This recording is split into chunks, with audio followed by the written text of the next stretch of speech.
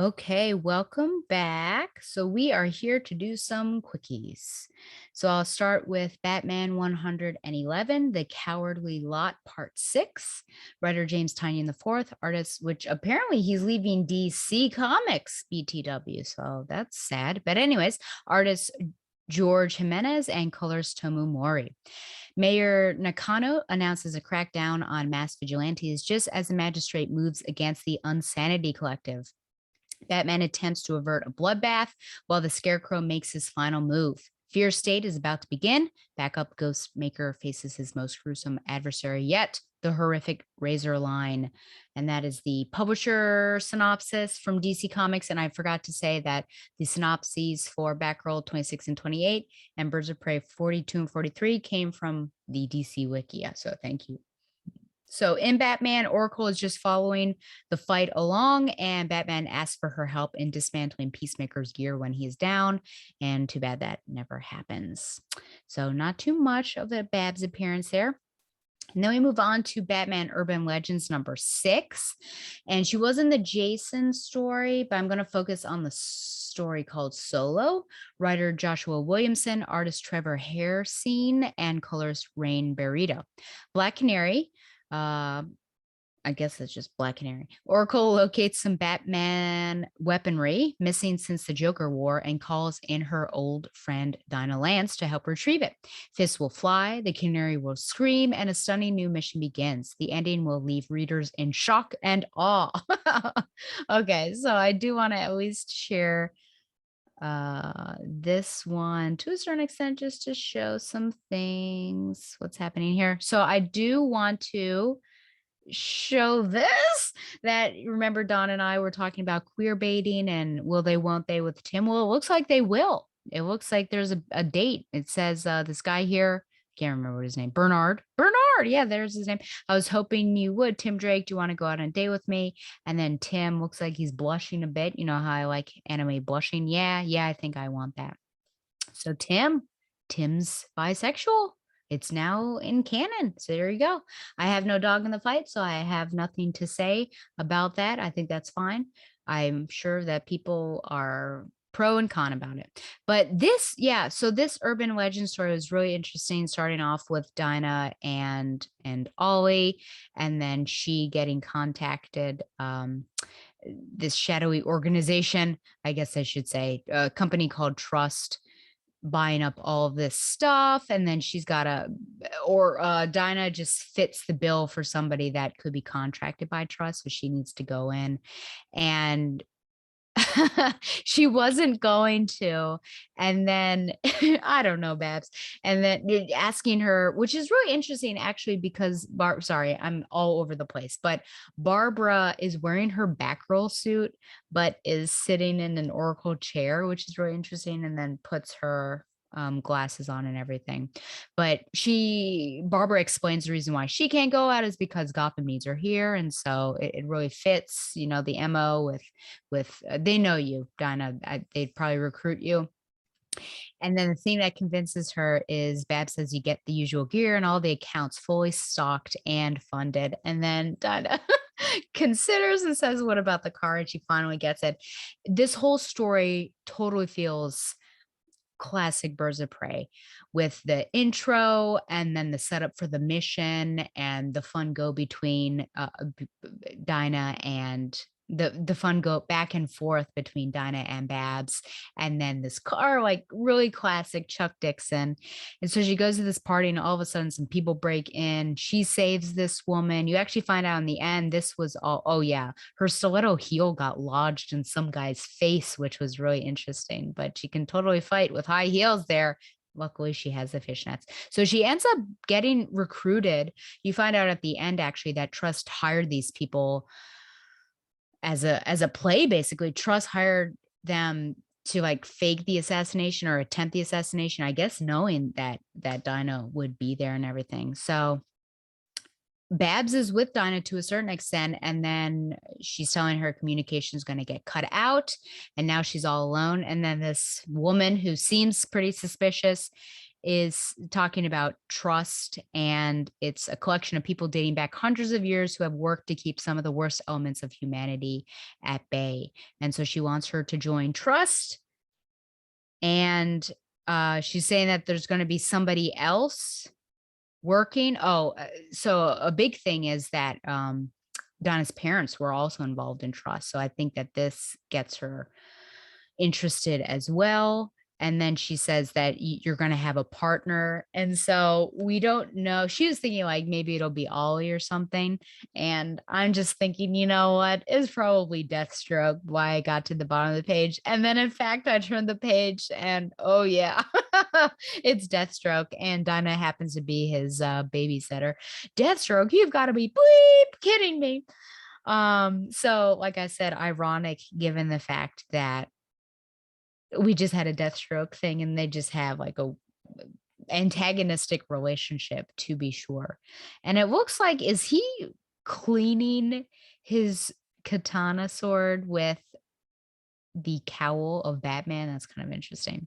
So anyways, there you go. Black Canary was there. That's when we find out about that. And then Talia is doing something. There's a shadow war coming, and it says it's continued in Deathstroke Inc. #1. So I don't know if, I guess this is just a way to bridge the gap. And this was like a pilot to get into Deathstroke. So I guess maybe Black Canary is going to be a side character in Deathstroke, but it felt so Birds of Prey like. It was great. I thought it was really well done, and I was interested, engaged, and got all the nostalgic feels. So there you go. That is Batman Urban Legends #6. And speaking of the feels, my final modern is Nightwing #83. So I'll spend some time on this. And you know, there is a particular image. Please move this window. What move? What? Okay, we're good. I think you'll know which image. Oh, this window, I see. There we go. Okay, so Nightwing 83, Leaping into the Light, Part 6, writer Tom Taylor, artist Bruno Redondo, colorist Adriano Lucas. It's a fight for the soul of the city. Now that Dick Grayson has inherited more money than he could possibly need, he has an idea on how he can help the city with it, and it's time for him to announce it to the world. But with Bloodhaven so beyond saving, what idea does he have that could possibly save it? Meanwhile, an unexpected figure comes into play with the plan to buy the city and all the power that goes with it from Blockbuster. Things are about to get messy for new public figure Dick Grayson, but maybe he can enlist some help from his friend Nightwing. Okay. So first of all, love this cover.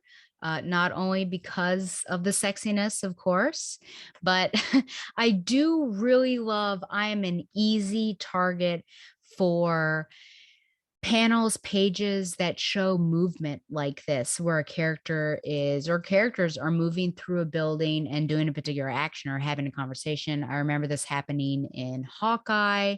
It had happened, I think, occasionally, especially I think in the Burnside run of Batgirl. It happened in She-Hulk. There were fun moments, and maybe Hellcat, was that her name? Patsy Walker.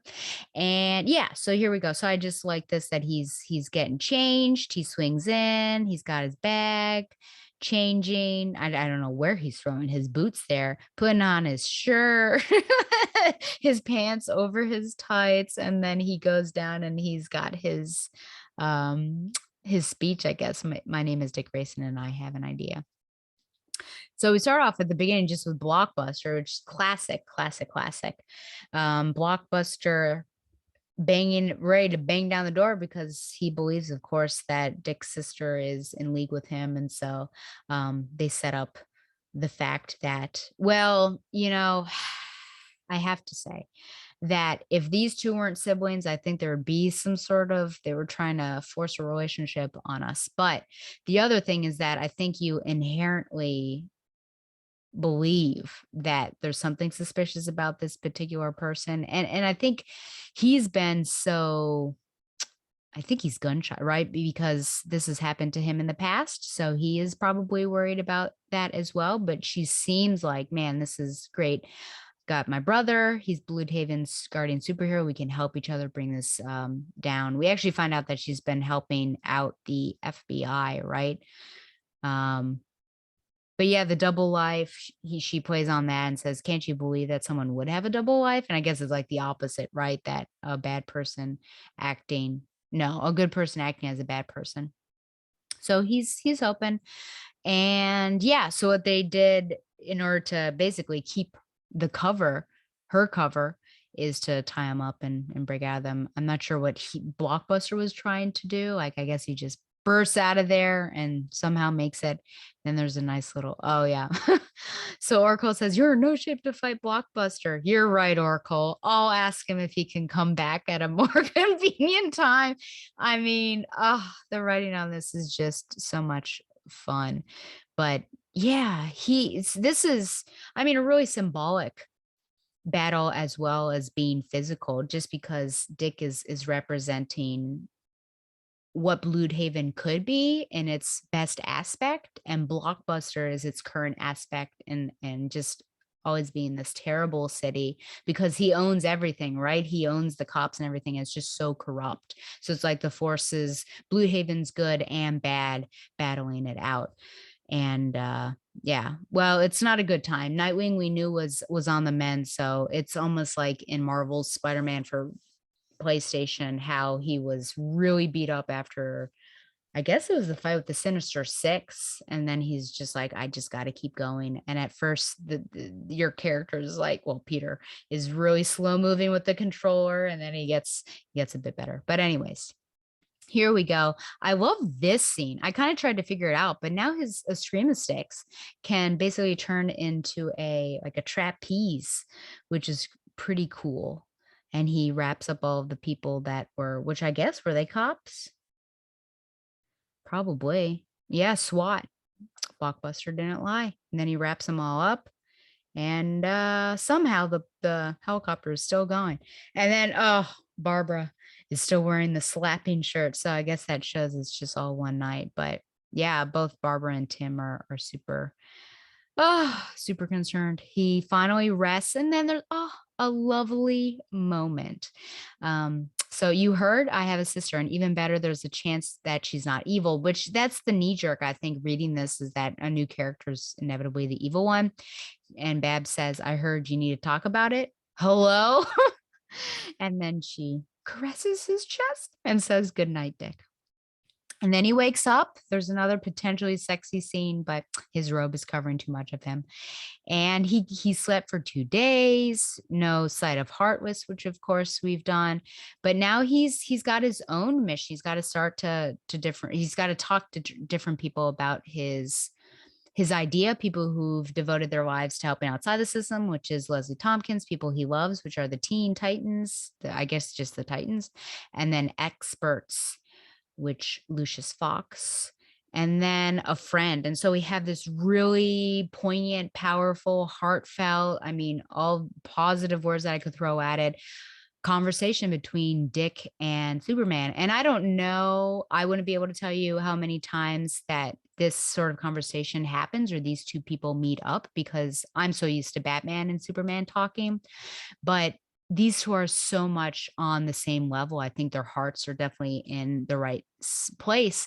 Whereas you have this dichotomy when you have Batman talking with Superman, because they're just coming from two different places, I feel like their end goal is the same, but I think how to get there is so different. But you just have like these two hearts of DC talking, and the fact that you can definitely tell Dick is enamored, and he respects Superman so much, especially when Superman is saying, I could you please check in on John, and that I think highly of you. And I think he also said something about Alfred too. Oh, you're a lot like him. So, oh man, yeah. And then Superman looked up to Alfred, and just shows that. And he talks about his idea, and Superman approves. And he says that Dick will be the example, um, and the example that he's setting will inspire others, lifting people up, basically. And if he's successful, the rest of the country, the rest of the world could see what's possible. So, and yeah, again, that moment of could you please check on John, give him some friendship and guidance. And Dick's like, "Are you sure? I'm the person for the job." And Superman says, "Couldn't think of someone better than the job." So that was just such a great moment, I felt. It's almost like, a kid meeting their idol or something like that as well. And then you realize the idol also looks up to the kid kind of thing. So, and then we had this great moment between Dick and Babs. Dick is, having the feels in terms of having some doubts and everything, and a bit nervous, and wishes he could wear that mask, and she takes the mask from him, and asked they talked for days about this, and he knows what's going to happen, and does he have a name and everything. And then he says, "Babs, before I go out there, I just wanted to say thanks for being here. There's absolutely no way I could have done this without your advice and your friendship, and whatever happens next." And guess what happens next? Shipper. So there's a kiss. You can tell that she's the one who initiated it. He's kind of got the shocked eyebrows, but I do really like that. And then there's a smile in a silent moment. She says, "Go get him, boy wonder." So, man, whatever happens in this book, yeah, I know, inevitably they always break them up. But for right now, it seems like the healthiest, almost, I would say the healthiest. I won't say that they've ever been, but for quite a long time, I would say that they are really healthy. And so I hope it has some staying power. Okay, so go get him, boy wonder. He has his talk about what he wants to do. This foundation aims to work with the city to ensure no one is living on the streets by this time next month. And simply because it's getting colder out, which totally makes sense, right? And then we're cutting to all these different people and their reactions to it. And he's announcing it then that it is called the Alfred Pennyworth Foundation. And then you have immediately you've got the Bat Family chat group. Stephanie says, "Wow." Tim says, "Always raising the bar higher for the rest of us. Proud of you." Jason says, "Nice work. Before you give it all away, don't forget you owe me $20. Damon says, sorry, what? That was Vampire Diaries right there. Damien says, "Not that it's a competition, but you win." And then Cass just sends a bunch of emojis, mainly like explosions, it looks like some fire, yeah, crazy, crazy, crazy. And then Batman calls. Oh my gosh, guys. Yeah, so this isn't Batgirl, but just say, you honored him today, Dick, talking about Alfred. And that's a great Batman moment. Just, that's as close as he's going to get to, well, he says thank you. So I think that good job, Bruce, for saying thank you and all of that. And then Heartless. And I guess it seems like Heartless, knows Dick. So this is mysterious. He made me who I am today. He also said, "Yes, my first, I owe him so much." This guy. Huh. So I'm interested to see what that is. Next is Fear State, which I think is also where Batgirl's costume is being debuted. So I'm interested to see what will happen there. But yeah, I almost forgot about Heartless as all of this other stuff was going on, because there is kind of a lot going on in this particular book with his sister and Blockbuster, Heartless, and then his foundation and everything. But it's managed really well, that it's not like Birds of Prey number 43 where it's jerky and goes back and forth. But this is an awesome issue, I have to say. Really emotionally centered and weighty, and great conversations, interactions between people, and of course shipping and everything. Highlight, even though the kiss is certainly a highlight, I think that Nightwing and Superman conversation was just really beautiful. So again, we're just going really well with Nightwing, so highly recommend. I think this is a book to buy, guys. If you are still on the fence about it, I really think that you should buy Nightwing right now. Okay, so that is it for all the comics.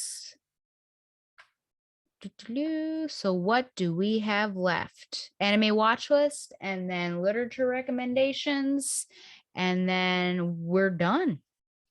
Okay, so first of all, anime watch list. I saw the Shirobako movie, which came out in 2020, and the film story. Remember, I watched the series. I talked about that on the last episode, I believe. The film story is set 4 years after the events of the original Shirobako anime, where Aoi Miyamori keeps busy dealing with the ordinary troubles in her daily work at Musashino Animation. After a morning meeting, Watanabe talks to Aoi and puts her in charge of a new theatrical anime project for the studio.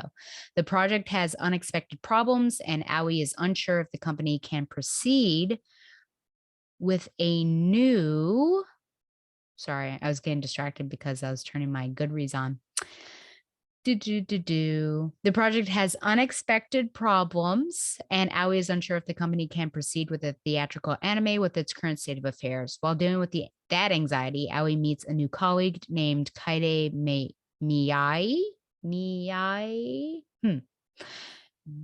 She and the Mushani team work together to complete the project.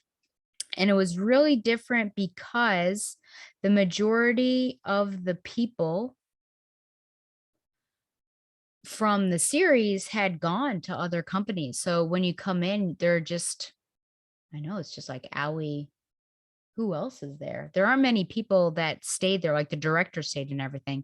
So a lot of it is about like, can we gather the team back together, even though they're with other companies? Can we outsource to those particular people, even though they're with other companies? And yeah, getting the gang back together.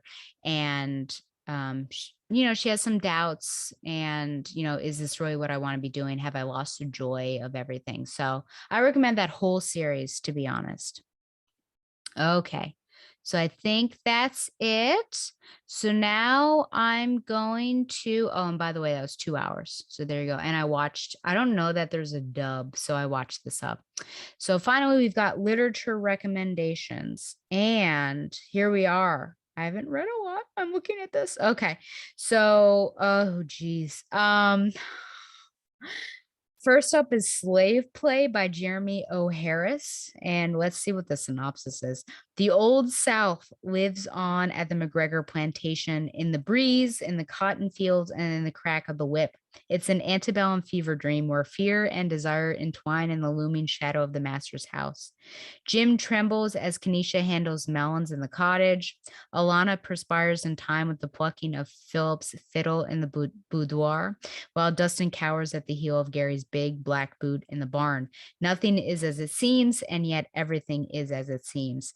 One of the most erotic plays I have ever read, but the eroticism is laced with racism, and I don't want to give away what happens in whatever scene or whatever act it is, but everything is turned on its head. So it's really interesting. I kind of wonder what it would be like to see it and how like uncomfortable it would be, because when I was reading, I'm like, oh geez, how was this put on stage? So anyways, it's interesting. Then I read The Girls by Emma Cline, and Northern California. There we go. During the violent end of the 1960s, at the start of summer, a lonely and thoughtful teenager, Evie Boyd, sees a group of girls in the park and is immediately caught by their freedom, their careless dress, their dangerous aura of abandon. Soon, Evie is enthralled to Suzanne, a mesmerizing older girl, and is drawn into the circle of a soon-to-be famous cult and the man who is its charismatic leader. Hidden in the hills, their sprawling ranch is eerie and run down, but to Evie, it is exotic, thrilling, charged, a place where she feels desperate to be accepted. As she spends more time away from her mother and the rhythms of her daily life, and as her obsession with Suzanne intensifies, Evie does not realize realize she's coming closer and closer to unthinkable violence and to that moment in a girl's life when everything can go horribly wrong. So I enjoyed it, but it's also really uncomfortable. And it's made, I think that is compounded by the fact that Evie is 14 years old. So the stuff that happens, you're thinking, wow, this is really bad. And then you're thinking, oh, wait, she's 14. Oh my gosh, this is way worse than really bad. So there you go. Some girls do. I gave this 5 stars. I really enjoyed this. It popped up on my Amazon. Didn't really want to buy it. So I recommended it to my library and they said, you know what? We will take that recommendation. And then I was the first to read it. Morgan, an elite track athlete, is forced to transfer high schools late in her senior year after it turns out being queer is against her private Catholic school's code of conduct. There she meets Ruby, who has 2 hobbies: tinkering with her baby blue 1974 Torino and competing in local beauty pageants, the latter to live out the dreams of her overbearing mother. The two are drawn to each other and can't deny their growing feelings. But while Morgan, out and proud and determined to have a fresh start, doesn't want to have to keep her budding relationship a secret, Ruby isn't ready to come out yet. With each girl on a different path toward living her truth, can they go the distance together? I won't spoil whether they do go the distance together, but I really, really liked that book. I thought that it was realistic and down to earth and chipperific as well. So I recommend it. And then another thing, I gave 5 stars. I don't have, this does not happen often. If We Were Villains by M.L. Rio.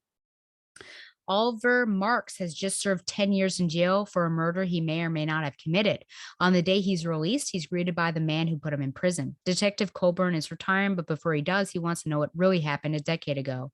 As one of 7 young actors studying Shakespeare at an elite arts college, Oliver and his friends play the same roles on stage and off. There goes my light. Now it looks all creepy. Hero, villain, tyrant, temptress, ingenue, extra. But when the casting changes and the secondary characters usurp the stars, the plays spill dangerously over into life, and one of them is found dead. The rest face their greatest acting challenge yet, convincing the police and themselves that they are blameless. Wow, it was really smart. The people you would consider pretentious just because they speak in, I don't know, couplets or just lines from Shakespeare, but it works so well. Like some situation will come up and they'll do it, and then the other person will respond. So it was written by a Shakespeare major.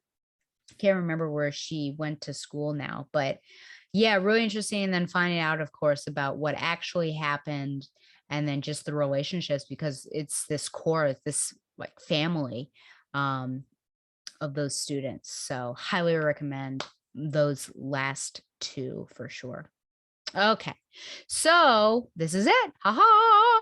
You can send any questions or comments to batgirltheoracle@gmail.com, like the show on Facebook, or follow it on Twitter at Batgirl the Oracle. Find the show on Google Play and Stitcher as well.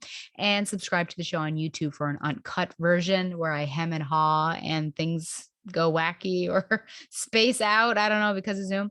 Follow the Batman Universe on Facebook and Twitter as well. And support the Batman Universe by subscribing to Patreon. Once again, thanks to Mile High Comics for sponsoring Batgirl the Oracle, the Barbara Gordon podcast. I actually have no idea what I'm doing next month. I'm pretty sure it might just be like kind of standard stuff like I did this time. And keep on the lookout for an announcement. I will be, this might be foolish of me, but I will be producing a limited series podcast, about 10 episodes. My plan is 10 episodes. And yeah, just stay tuned for what that will be and when it will start coming out. So I've already started my research and preparation for episode 1 at least. So, okay. Well, thank you for listening. And until next time, continue to be safe and wear your mask and get vaccinated, and potentially the booster when the booster's out. I think the booster's out. So try to get that as soon as you can. But until next time, fly on, Babs lovers.